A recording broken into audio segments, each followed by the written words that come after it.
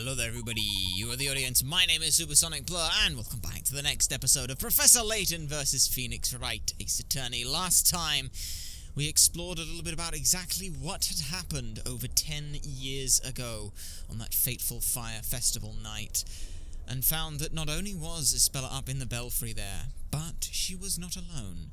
Eve was beside her, and now we are trying to learn a little bit more as Isabella is kind of starting to come to the realization of some stuff. But we cannot turn back now. We must press on. Mr. Cantabella, I would like to apologize for putting too much pressure on your daughter. Only your words can bring her back from the brink of madness. Let her hear the truth from her own father. All according to your plan, Layton. You've driven Isabella into a corner in order to push me to the wall. I had no other choice. Isabella, please listen to me. Yeah, she's completely fucking out of there. She's completely dissociating from everything. Or it's a fugue, one of the two. You haven't done anything wrong. You didn't cause that accident. You have suffered so much thinking that you were Bezella. I must take the blame for that. You, Mr. Cantabella? I sacrificed everything to make up for what I've done. But all I managed to do was inflict more pain upon others. Is that not so, Darklaw? Now that you are willing to talk, Mr. Cantabella, would you mind telling us your story? Yours, as well as Isabela's and Miss Darklaw's? Very well. I can never quite get into that voice. And now the final story. You have to get like a phlegm, like sitting right there, and it's like really difficult to do. This story, too, began when I was a young lad. When Newton and I were still youths full of dreams and hope. As you already know, we discovered the underground ruins, and deep within them lay that accursed bell. The Bell of Ruin. At the time, we still lacked the knowledge to decipher any of the writings we found there. This bell is magnificent! It's bound to make the most beautiful sound. I have an idea. Why don't we make this our bell? Why don't we make this bell the symbol of our town? How do you propose to do that? Let's build a bell tower for it. Then we can ring it on special occasions. That's not a bad idea. Then it's settled. When we grow up, let's do it. Okay, just don't go forgetting about it. The two of us chose different paths in life. I studied management in London, while Newton devoted himself to the study of the natural sciences. And then you made a fortune following the invention of the new anesthetic. We both got married around that time, and each of us had a daughter. You mean Isabella was born shortly after your company gained funding? That's right. We eventually returned to our hometown and set about realizing our childhood dream. Having built the bell tower in the middle of the town square, we retrieved the bell itself from the underground ruins. We aspired to make it a symbol of prosperity for this unindustrialized town. The bell was to be officially displayed during the annual fire festival. It would be rung in the morning following the night of celebration. Pardon the interruption, but at that time, were you aware of the meaning behind the bell's name? No, obviously we were not. Thinking back to my ignorance at the time, a chill now runs down my spine. Newton and I went to the bell tower the day before the festival. Only one more day to go. We've waited a long time for this. That we have. This town will no longer be the same after tomorrow. The bell weighed so much that ringing it was not easy. We tackled that problem by constructing a special mechanism which we installed in the belfry. Daddy, I want to hear the bell. Can I make it ring? Daddy, please, let me ring it. Isabella, who was with us, was utterly enchanted by the bell. She wasn't a bad child, but she was very stubborn and would rarely listen to me when she wanted something. I told her a story to try and convince her to leave the bell alone. Do bear in mind that if they are, of course, living in this town, she is susceptible to believing it. Isabella, listen carefully. You mustn't ring this bell. But why? Why can't I, Daddy? You know about Bezella, the witch? Uh-huh. She's an evil fire witch who uses magic to hurt people. If you ring this bell, Bezella will come out and possess you. And she believed it. Possess me? You mean I'll turn into Bezella? That's right, Isabella. When Bezella possesses someone, she uses them to do terrible things. That's why you must never ring this bell, sweetheart. And this was all... There was no understanding that this was a thing that was a problem. This was just, I just need you not to ring the bell. I understand, Daddy. There's a good girl. There's that voice again. It's slightly higher than I was doing it, but that's fine. The legend of Bezella has been passed around these parts for centuries. It probably originated from beliefs of the tribes that populated this area in the past. What I told Isabella was just a silly story that I invented for the occasion. It was only meant to stop her from ringing the bell. I could not have imagined that it would have such a far-reaching consequences. Because Isbella's in the state. Isabella rang the bell. Isabella believed if she rings the bell, Bezella's going to come out and possess her. She'll do terrible things. She sees a terrible thing. The bell's been rung. She's been possessed. Bam. That is a lot of trauma right there. It's all coming back to me now. I remember that day. Huh? On the day of the fire festival, just around the time when the preparations ended and everything was about to begin. I sneaked out from our house. I took Mum's pendant with me. Your mother's pendant? You mean... this one? Yes, it belonged to my mother. We needed to limit access to the bell, so we made the 2 keys. We decided to make them independent and gave each one to our respective wives. Both are needed in order to access the belfry. I saw you and Mr. Belduke use them, so I told Eve to meet me at the bell tower. Daddy says Bezella will come out if I ring the bell, but if I do it just a little. I want to try it while the festival is going on. I hope Eve doesn't forget her mum's pendant. So, it is just as I thought.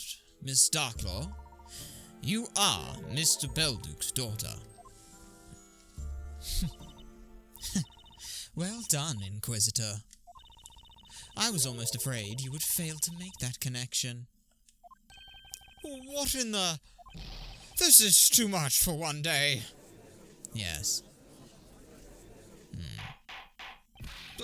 Order in the court. Lady Darklaw, you mean to say that you're Sir Belduke's daughter? Yes. My real name is Eve Belduke. I'm the alchemist's daughter. This is unbelievable. I also snuck out from my house that evening, clutching my mother's pendant in my hand. Sneaked. I mean, sneaked is a word. You can sneak or have snuck. I did just as you asked me to, did I not, Isabella?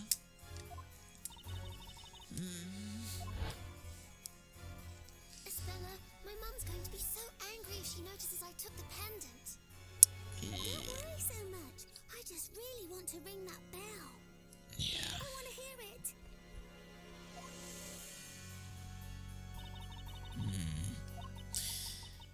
So yeah, both mothers were alive, or at least we know Eve's mother was alive, and if not, then yikes.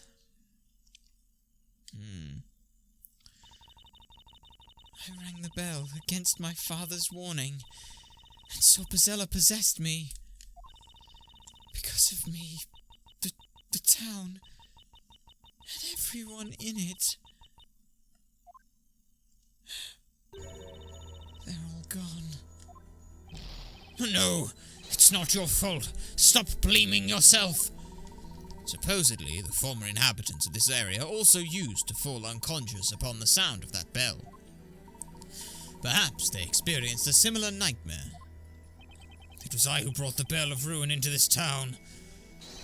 The one to blame for this calamity is not some witch, it's me. I brought destruction upon this town. I am Bezella.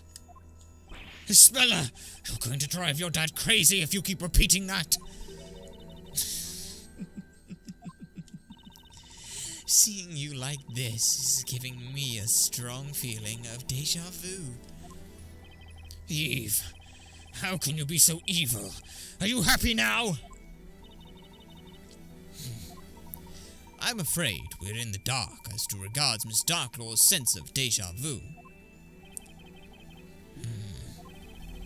Only 4 people survived the fire.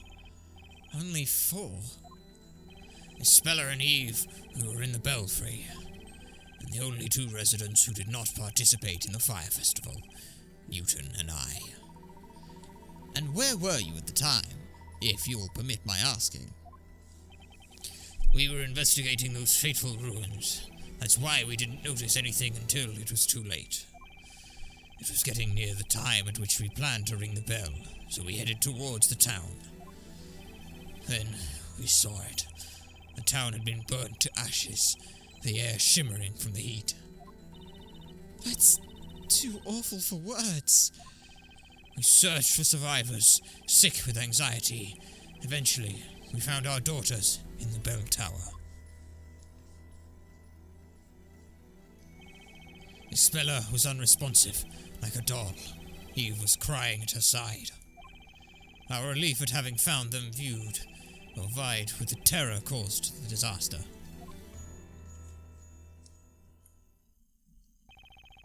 The worst night of my life ended, pierced with the first rays of sunshine. But then, it seemed Isabella was already lost to us. We had lost her to Bezella. No shit! She wouldn't speak, eat, or even leave her room. She thought she was Bezella, and that she had destroyed the town. I couldn't get that out of her head. What she saw from the bell tower must have been so terrifying. But it wasn't shock from what she had seen. My own words had put her in that state. Had I only not told her that stupid story.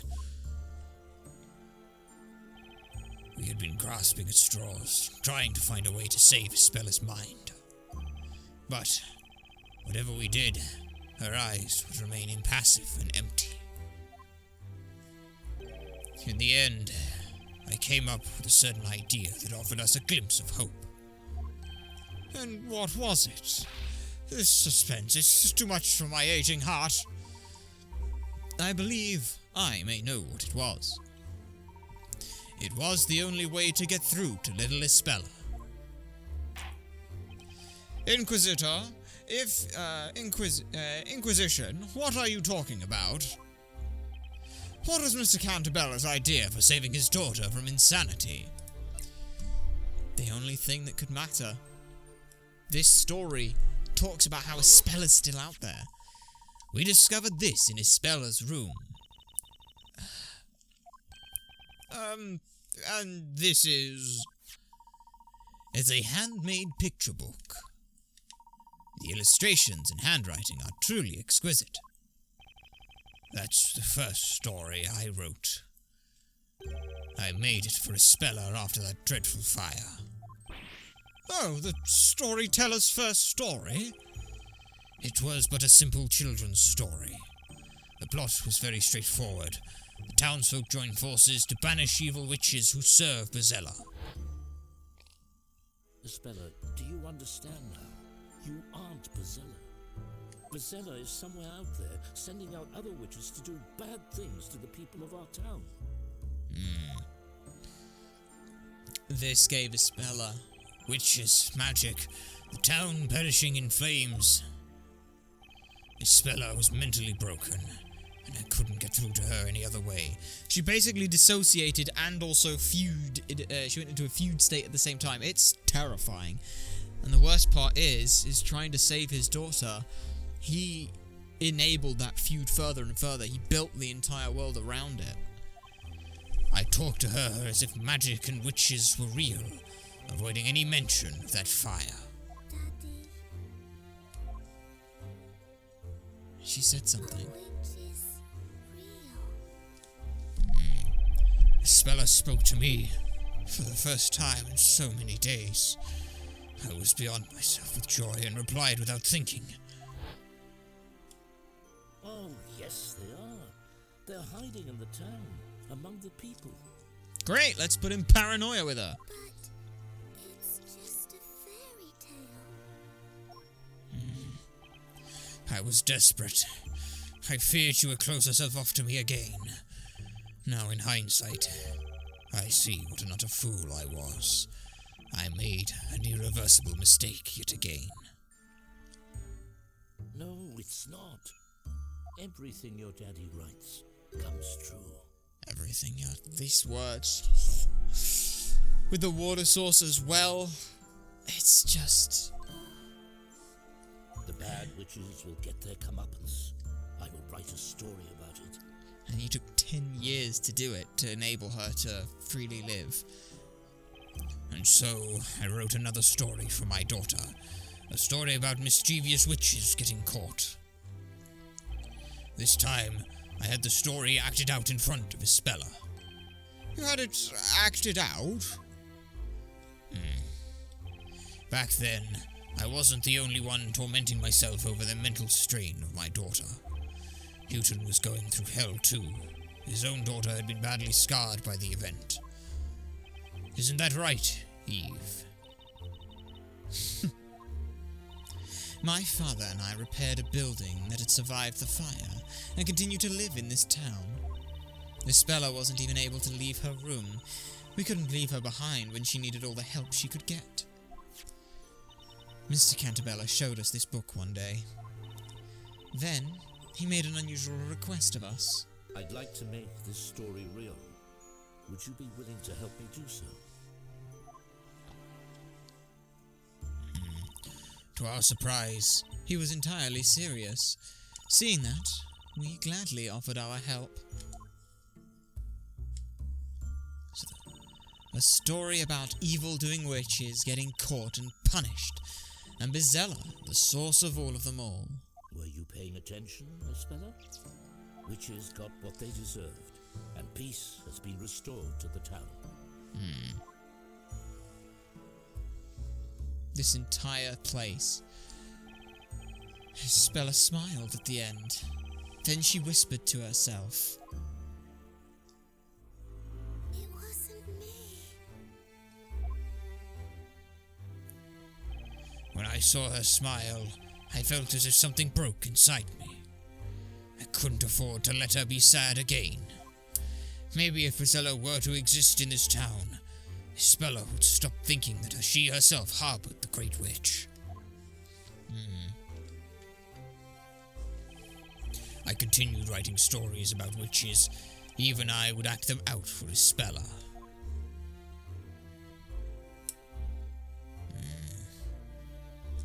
Listen, and gradually the number of characters in my stories increased. That was, of course, largely due to the ongoing reconstruction of the town. How much reconstruction? It wasn't anything on a big scale. I simply paid people to move in and act out their roles. But I began to think that I would need more than that. The story had to be real. To make a lie seem true, you resorted to even more lies. Yes, I was certain it was the only way. How I did so, how did I do so? I remembered about Newton's research. He was working on a certain medicine.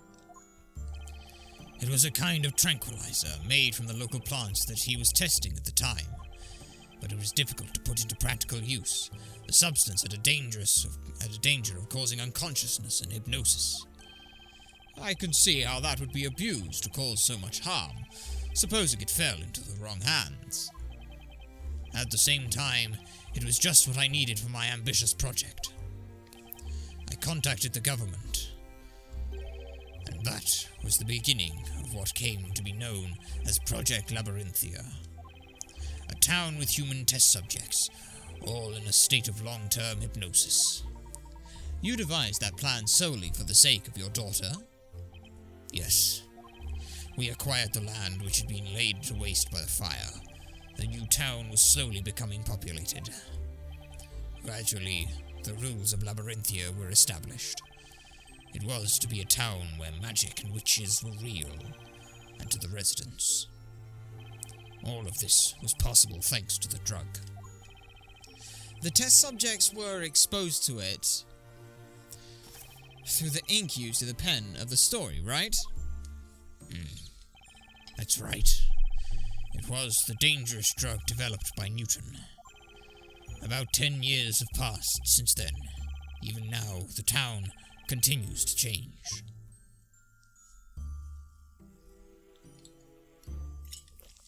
So yeah, this whole is one big therapy session that really shouldn't have been done.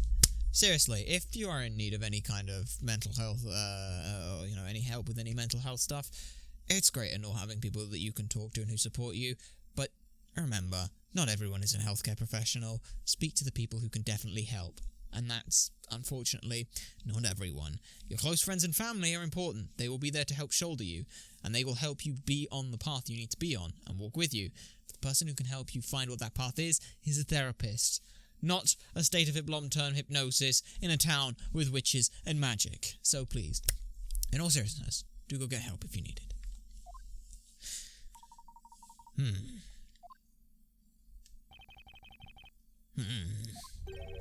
Project Labyrinthia.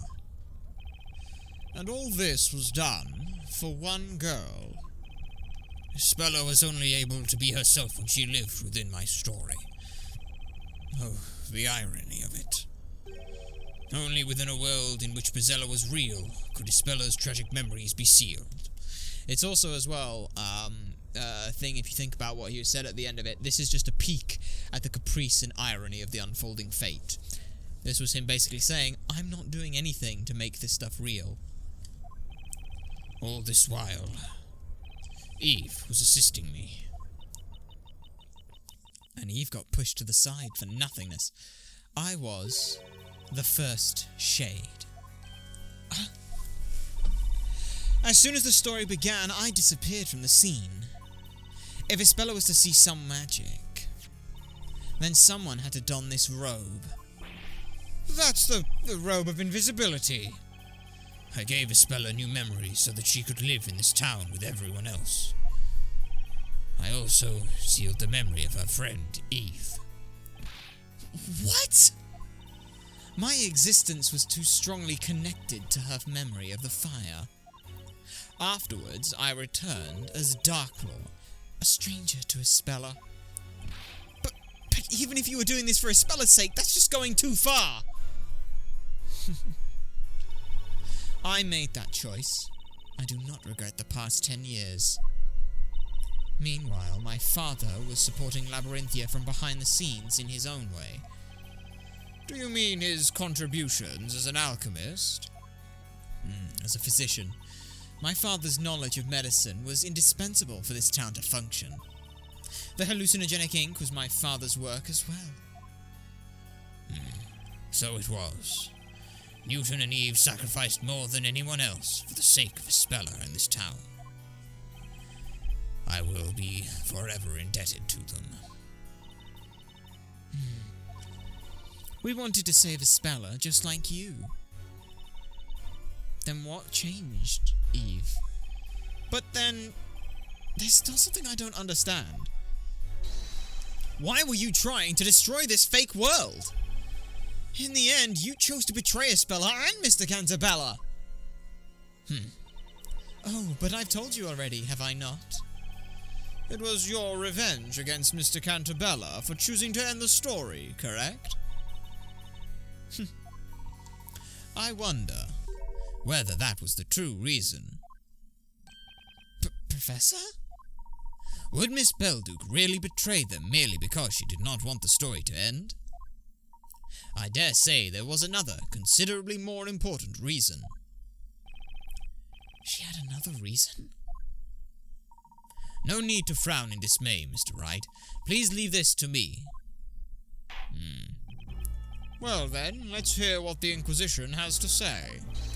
What other reason led to the witness to betray Mr. Cantabella? Yep. This letter was Miss Belduke's real motive. What is this? I think I've seen it before. That's the letter written by Mr. Belduke from Mr. Cantabella. It's also Mr. Belduke's suicide note. My dear friend, I hope you can forgive me for leaving this world of my own will. What I have done cannot be forgiven. I can never escape from it. Something was tormenting Mr. Belduke. It became too much for him to bear, and drove him to suicide.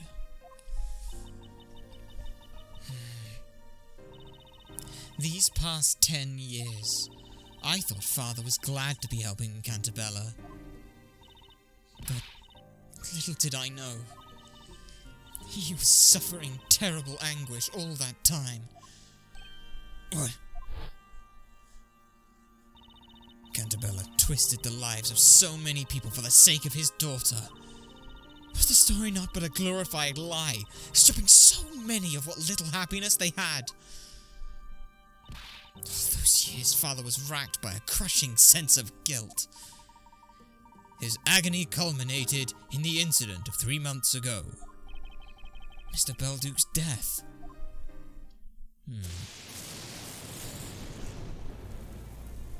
The rain.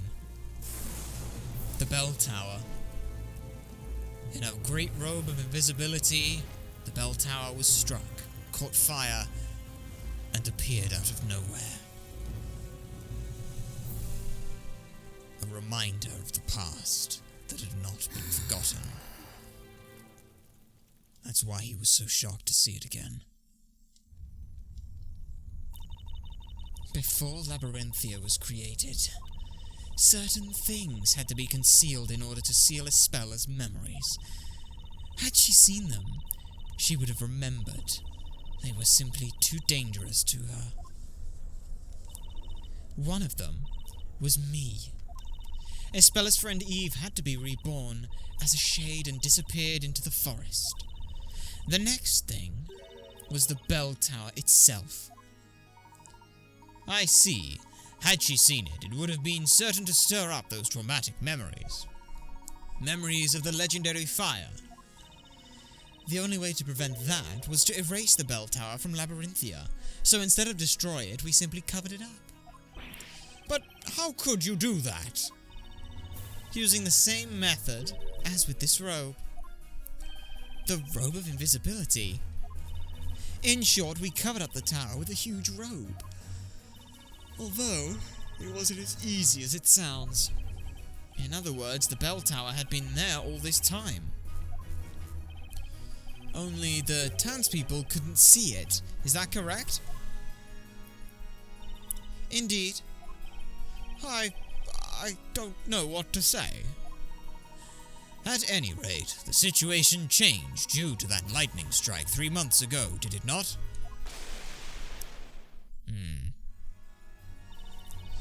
It was a most unfortunate accident. The lightning set the bell tower's cover on fire. That cover was quickly consumed by flames, revealing that abominable bell tower. The beginning of all of this, the Bell of Ruin appeared before us. 'Twas mockery of our efforts. That tower emerging from the flames must have seemed like a sign of divine anger to Mr. Belduke. A sign that no matter how you attempt to conceal your sins, the truth will eventually float to the surface. Having realized this, Father chose death. He was such a kind-hearted man. I didn't have an inkling of what he had been going through. To him, the participation of Labyrinthia's people within this project was not voluntary. Even though they had themselves signed the contract, I believe he felt those people were being deceived. Father took his life because of you, Cantabella!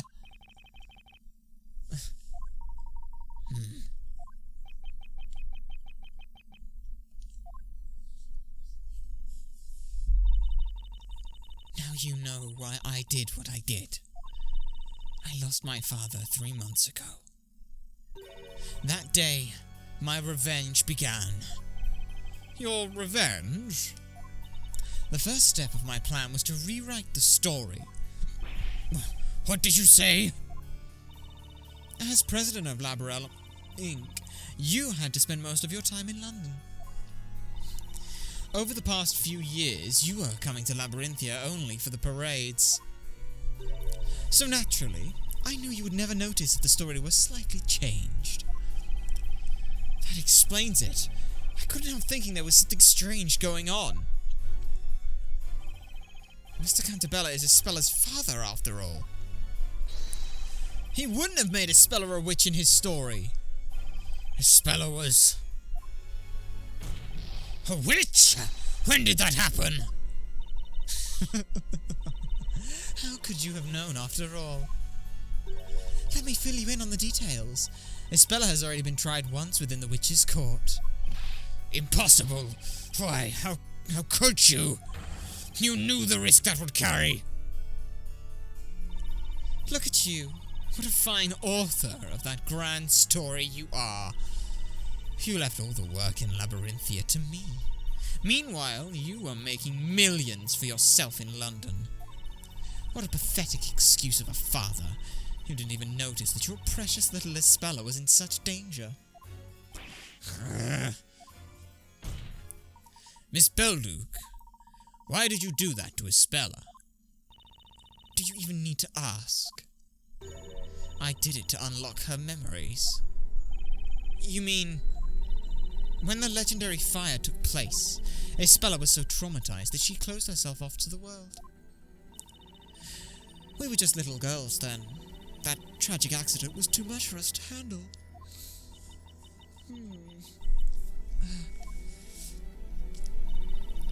This fictitious town was created as a facade to keep the truth away from Ispella. But the weight of all these lies led my father to his suicide. Despite that, the person responsible for all this carried on as if nothing had happened. I couldn't forgive him. As Belduke's bereaved daughter, I had to have my revenge against both Cantabellas. Judge, this is the whole truth. Now you know the true identity of Bezella. Objection.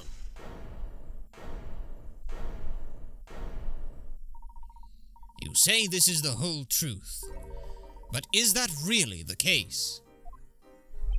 Professor? What are you going on about now? We have been provided with a clear picture of what happened to Ispella so long ago. Nevertheless, we haven't yet heard your testimony.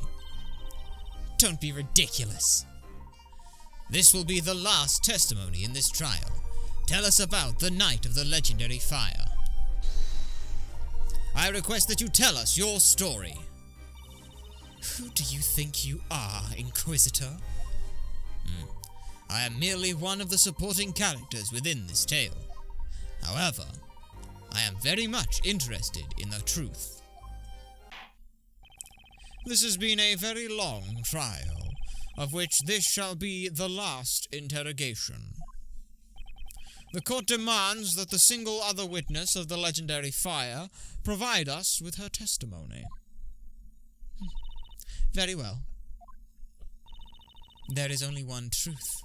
Nothing can change that. And I think you know what this means. The truth about the legendary fire, the final part of Professor Layton and Phoenix Wright, will be happening next time, because for now, we're going to go ahead and end things off here. If you have enjoyed this episode, then do be sure to like, comment, and subscribe for more, and to share the stuff so people know that it exists. My name has been Supersonic Blur. You guys have been a fantastic audience, and I shall see you all for the finale next time.